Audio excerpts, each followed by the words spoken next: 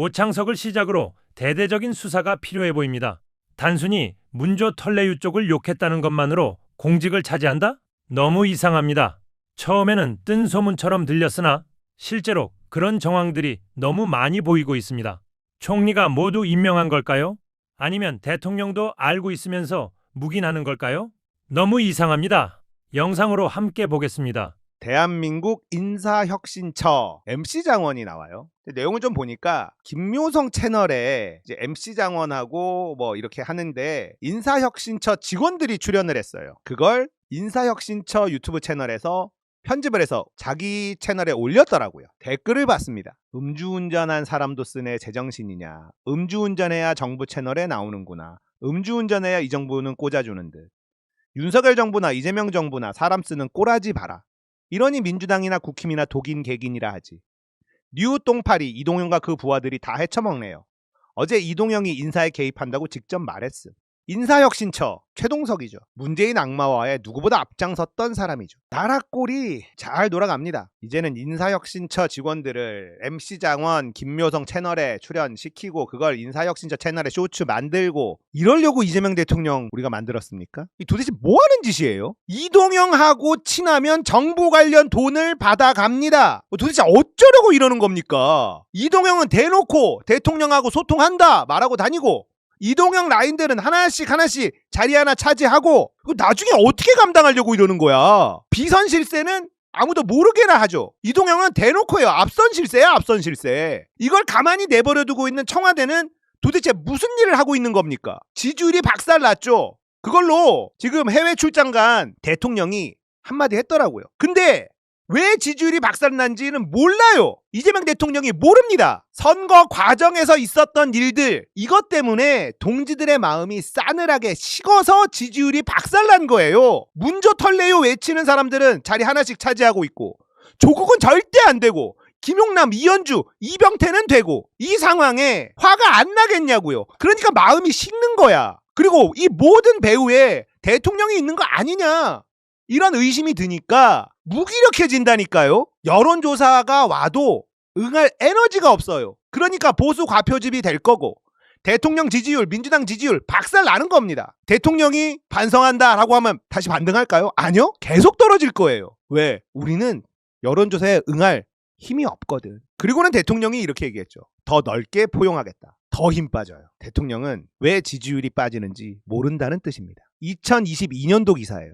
이재명 경기지사 때 친이 팟캐스트에 광고비 몰아줘. 이재명 경기지사 시절에 경기도 지역 화폐, 청년 기본소득 이런 도정을 홍보한다는 명목으로 친 이재명 성향의 인사들이 진행하는 팟캐스트 채널에 광고비를 집중적으로 몰아줬다. 김승수 국민의힘 의원이 이 팟빵에 총 6억 4천만 원가량 정부 광고비를 집행했다. 경기도가요. 그 중에서 4억 한 5천 정도를 친명 성향 방송인에 몰아줬다라는 건데 이동영, 이희재의 1억 7,600만 원, 정영진의 매불쇼 1억 4,500만 원, 김용민의 김용민 브리핑에 8,400만 원, 새날에 3,600만 원. 경기도 때 이렇게 정부 광고비를 집행한 적이 있어요. 올해 2월달 기사예요. 정부 광고 집행 내용 공개, 디테일이 필요하다. 레거시 미디어의 경우에는요. KBS, 조선일보, 한겨레 신문 등 구체적인 매체명이 명시가 돼요. KBS에 얼마가 들어갔고 조선일보에 얼마가 들어갔고 구체적으로 명시가 됩니다. 그런데 인터넷 광고의 경우에는요.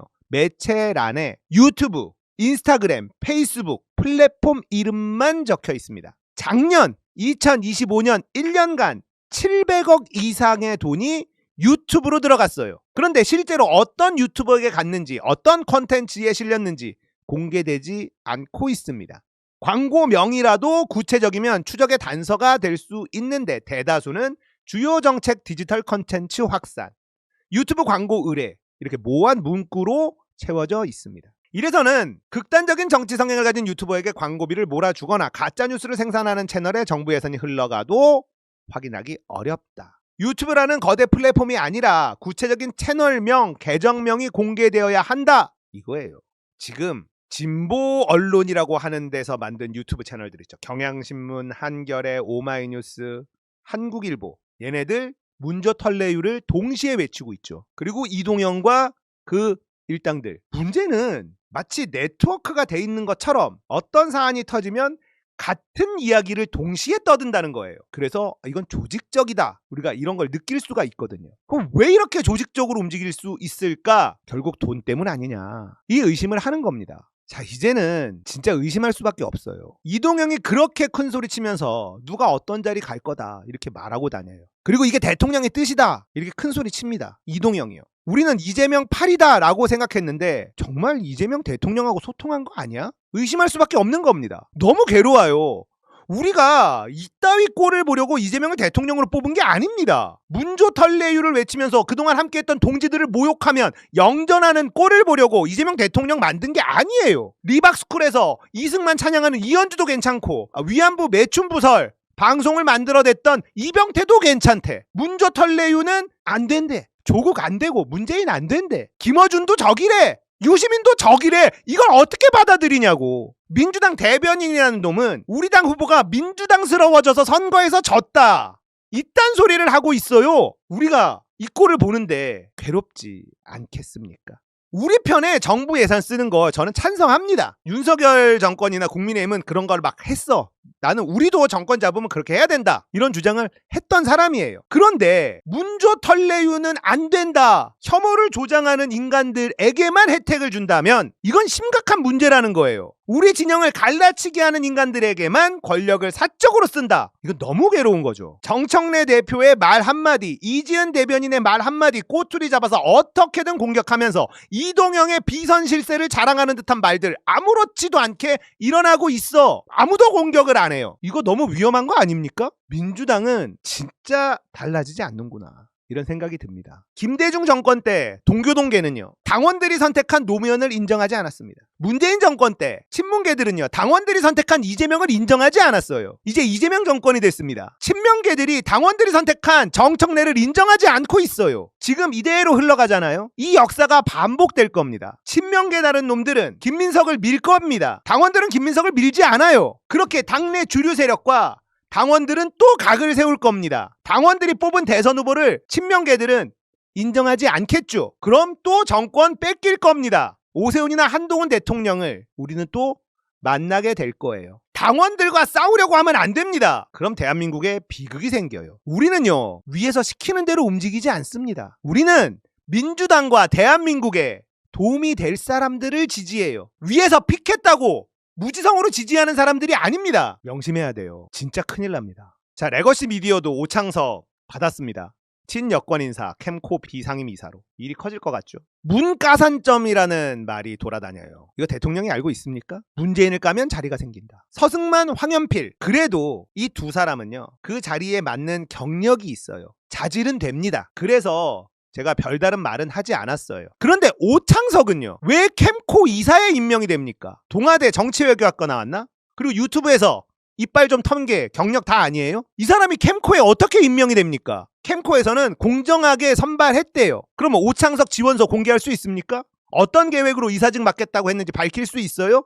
누가 어떤 근거로 오창석 추천했는지 공개할 수 있습니까? 청년부를 만든다고 하잖아요? 그런 얘기가 돌죠. 이런 짓거리를 하고 있는데 청년들이 민주당을 퍽이나 지지하겠습니다. 이게 공정합니까? 이재명 대통령은요. 심각성을 알아야 돼요. 이렇게 시끄러운데 그냥 넘어간다? 그러면 우리는 대통령의 지시로 이뤄진 일이구나. 이렇게 생각할 수밖에 없어요. 이재명을 대통령으로 만들기 위해서 생사를 함께한 동지들을 대통령은 배신하지 마십시오. 공직이라고 하는 거는 개인의 공로를 보상하기 위해 존재하는 자리가 아니라 시민의 전체 이익을 위해 존재하는 자리라고 생각해요. 그래서 누가 어떤 자리를 받았느냐가 아니라 준 사람은 책임이 있고 받는 사람은 양심이 있어야 된다는 이야기를 어제 했는데 이거는 우리가 이재명 대통령을 찬양하고 칭찬하고 이런 게 아니에요. 원칙에 대한 일관성이 있냐 없냐예요. 야, 쟤네들 저건 잘못됐다고 우리가 얘기했는데 우리는 이러지 말아야지. 근데 이런 걸 눈 감아주면 그게 뭐가 달라집니까? 우리가 침묵하면서 허용한 특권이요. 이번에는 누군가를 비판할 자격조차 잃을 수 있다고 저는 봐요. 그래서 그 질문을 끝까지 포기하지 않을 때 그때가 되어야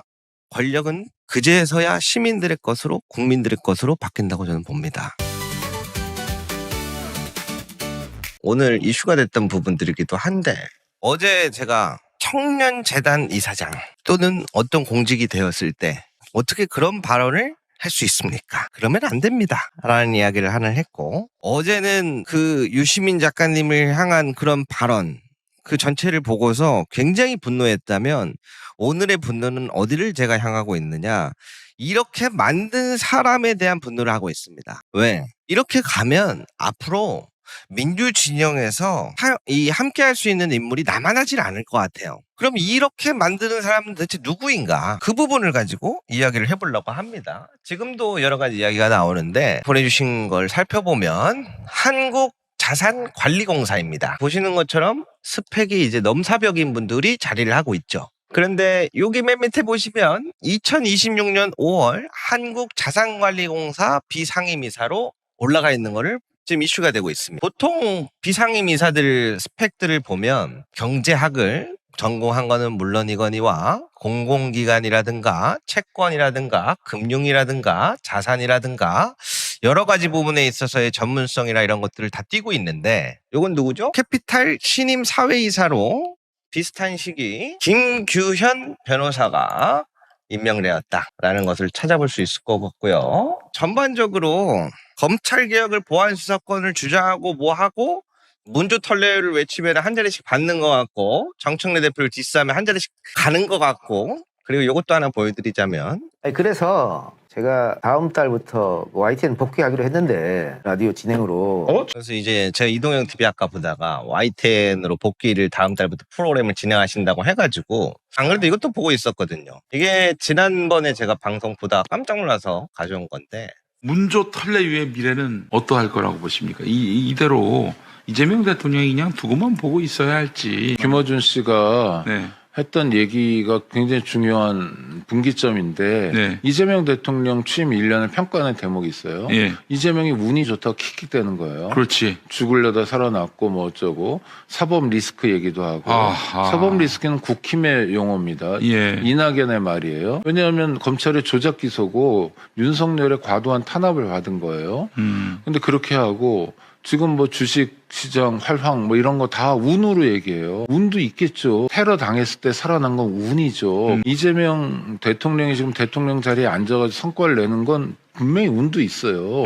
죽을 고비 넘겼고 운도 있어요. 김대중 대통령이 대통령 된 것도 운도 있어요. 그렇지만 어마어마한 노력이 있는 겁니다.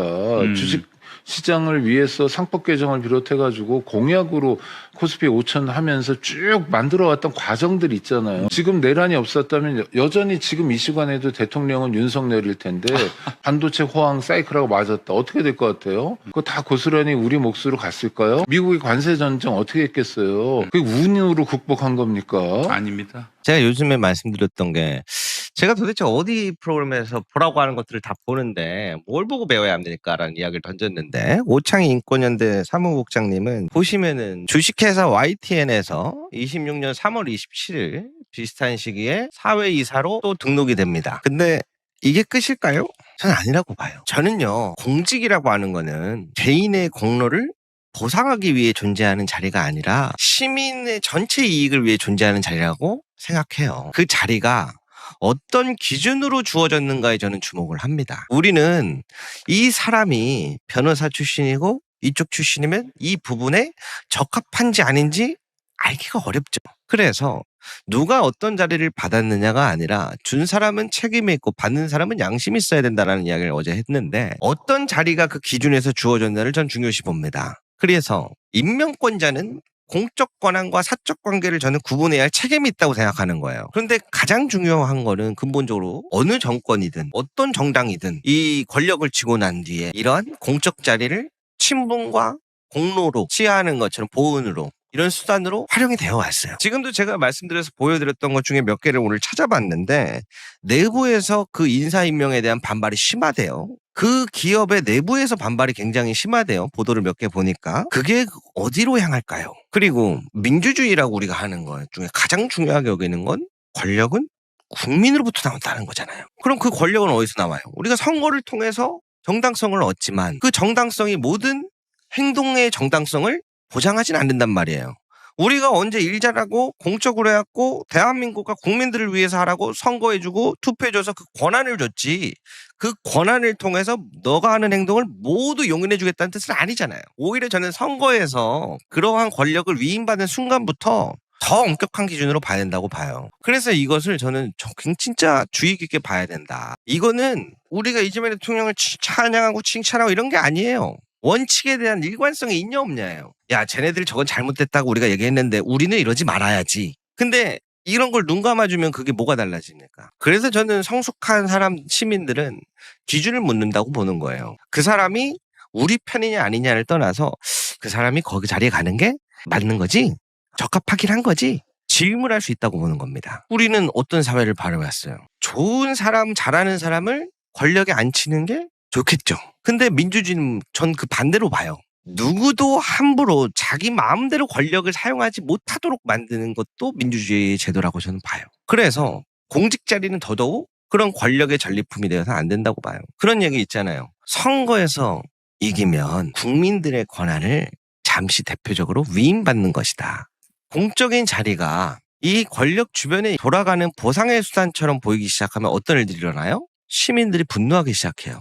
그게 부러워서, 배 아파서가 아니에요. 공적인 영역의 모든 시민들의 것이어야 되는 게 일부 사람으로 인해서 그게 사적인 관계망 속으로 지금 바뀌어버리는 순간인 거예요. 그래서 저는 사람들이 분노한다고 봅니다. 이건 단순히 우리 안에서의 권력투쟁, 다음 차기 당권, 공천권을 진 이야기가 아니다. 이 모습이 국민들에게 어떻게 비춰질지 봐야 한다. 근데 그 모습은요, 기준이 될 거예요, 기준이. 오늘 우리가 그냥 뭐 그럴 수 있지, 뭐 다른 정권은 안 그랬나, 우리가 침묵하면서 허용한 특권이요, 이번에는 누군가를 비판할 자격조차 잃을 수 있다고 저는 봐요. 그래서 그 질문을 끝까지 포기하지 않을 때, 그때가 되어야 권력은 그제서야 시민들의 것으로, 국민들의 것으로 바뀐다고 저는 봅니다. 근데 지금 봐봐요. 김어준 나쁜 놈이다, 문재인 나쁜 사람이다, 정청래 나쁜 사람이다.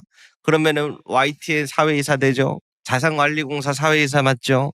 그럼 적어도 저였다면 거기에 최선을 다했을 것 같아요. 근데 그게 안 되죠. 왜? 내가 너한테 자리 하나 해줬는데 너가 한 번만 좀 나가서 얘기 좀 해줘라. 어떻게 거부할 수 있겠어요? 저는 이런 방식의 정치를 좋아하지 않습니다. 원하지도 않고요. 1인 1표제가 국민들의 마음과 괴리가 있다고요? 한 사람이 투표하는 게 괴리가 있습니까? 언론개혁, 검찰개혁. 참 슬픈 하루이네요.